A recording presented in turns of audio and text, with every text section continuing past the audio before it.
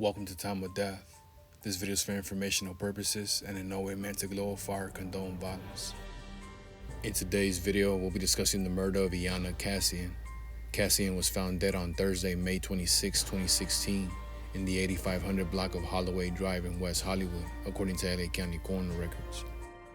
Blake Leibel was subsequently arrested and charged with the murder. The following is the evidence at trial. In 2016, defendant was living with Kassian in a two-bedroom apartment on Holloway Drive. Kassian was pregnant with defendant's child, and in late April 2016, her mother Olga came from her home in Ukraine to help Kassian with the baby. Kassian rented a nearby apartment for her mother. She delivered her baby girl in early May 2016. At first, the baby stayed with Kassian at the Holloway apartment, but within a couple of days, she went to live with Olga at her apartment. Kassian often visited Olga to help with the baby, but did not live with her.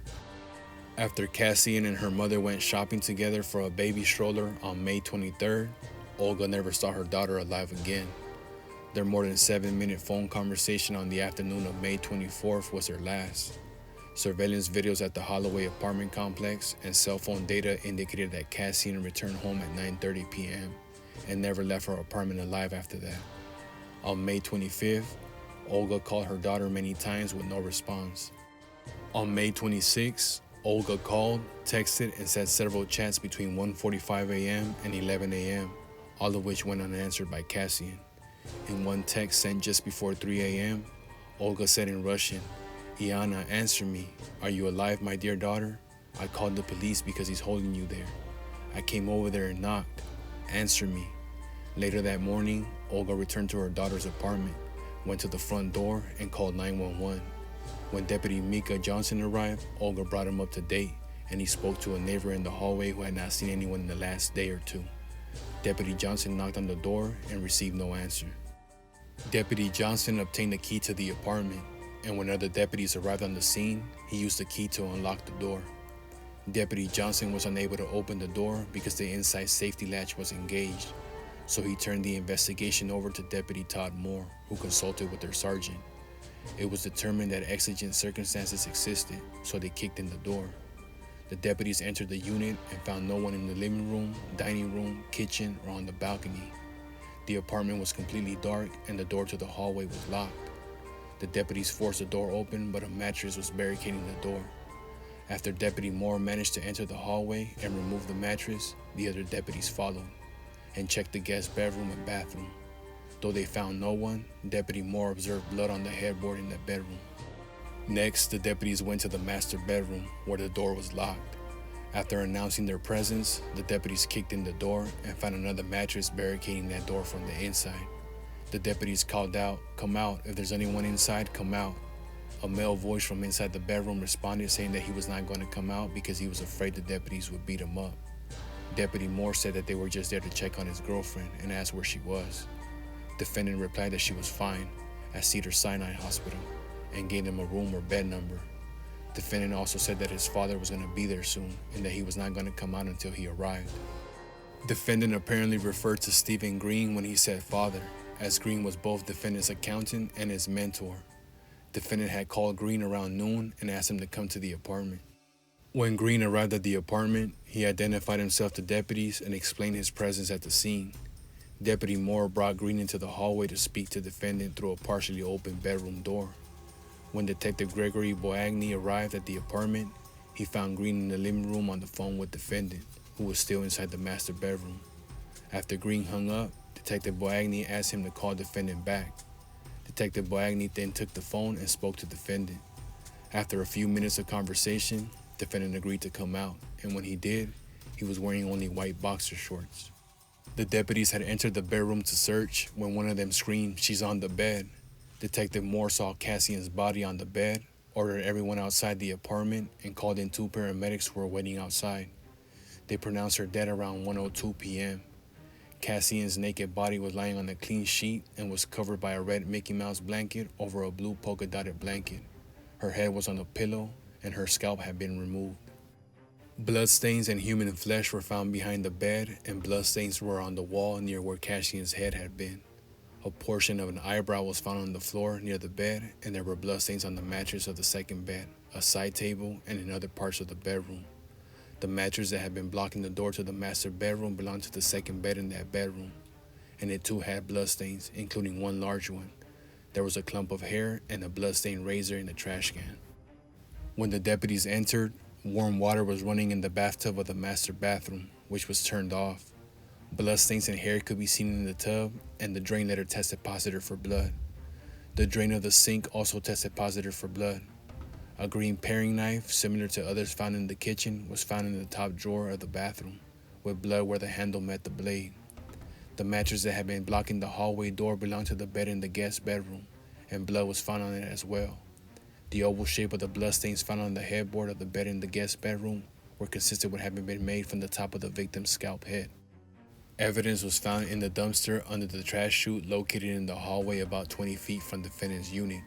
In trash bags, investigators found blood-stained bedding, towels, clothing, bath mats, placemats, a bed skirt with bloody handprints, human tissue, including some pieces with hair that appeared to be scalp, and an ear.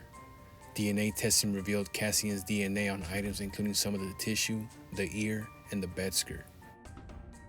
Chief Medical Examiner for the LA County Coroner, Jonathan Lucas, reviewed the file and photograph of Cassian's autopsy, which was performed by Dr. Ribe, a medical examiner who had retired. Dr. Lucas testified that at the time of her death, Cassian was 30 years old, 5 feet 4 inches tall, and weighed 152 pounds. She was dead for at least a day before she was examined, which was about 10 or 11 hours after her body was found. The cause of death was blood loss due to head trauma that cut or tore several arteries and veins. Blood loss is fatal when half of the body's original blood volume is lost, and just half or less than half of Cassian's original blood volume was still in her body. It is not possible to drain all the blood from a human body. Cassian's entire scalp had been removed from the eyebrows almost to the hairline in the back of her head, and the large portion of skin on the right side of her face had also been removed. Skull bone was visible, as all the tissue over the top of her head had been removed. There were cuts across the lower forehead below the eyebrows, on the right side from the cheek to the jawline, and on the left side toward the ear, which was missing. A bladed instrument had been used to remove the skin, but some tissue in the face had been torn away manually. Based on the amount of injury to Cassian's face and skull, the difficulty involved a combination of cutting and tearing. It was Dr. Lucas' opinion that the series of injuries would have taken a substantial period of time to inflict.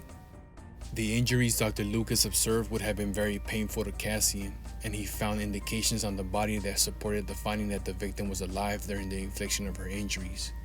Inflammation of the injured tissue was present. Inflammation usually begins a minimum of 6 hours after the injury and occurs only if the body is alive and pumping blood. Pieces of the scalp, the right ear and eyebrow, and other soft tissue collected from the crime scene showed hemorrhaging, which was also consistent with Cassian being alive at the time they were cut from her body. In addition, more than half of the blood in Cassian's body was missing, and there was no blood in her heart, veins, or arteries. Dr. Lucas found this absence of blood in Cassian's body to be highly unusual, even in light of her injuries, and such a high level of exsanguination required the heart to be pumping blood, as gravity alone would not have been sufficient.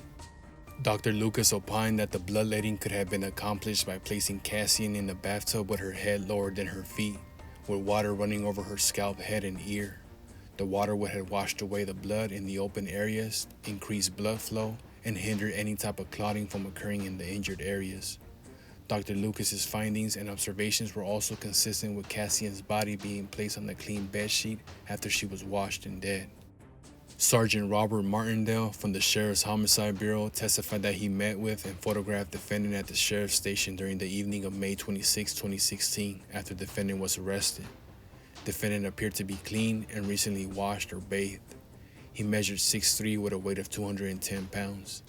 Sergeant Martindale observed that defendant had severe bruising to both eyes extending across the bridge of his nose, consistent with his wearing glasses while suffering some type of blunt force trauma to the face. He also had some linear scratches under his left eye, long linear red scratches on his chest, and a diagonal linear scratch on the left side of his face.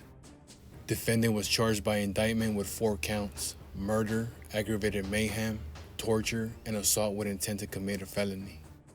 The assault charge was dismissed at the outset of the trial, and the prosecution elected not to proceed on that count. The jury found defendant guilty on all 3 counts as charged and found true the 2 special circumstances and the deadly weapon allegations. On June 26, 2018, the trial court sentenced defendant on each count to life in prison without the possibility of parole. Iyanna Kassian was 30 years old at the time of death.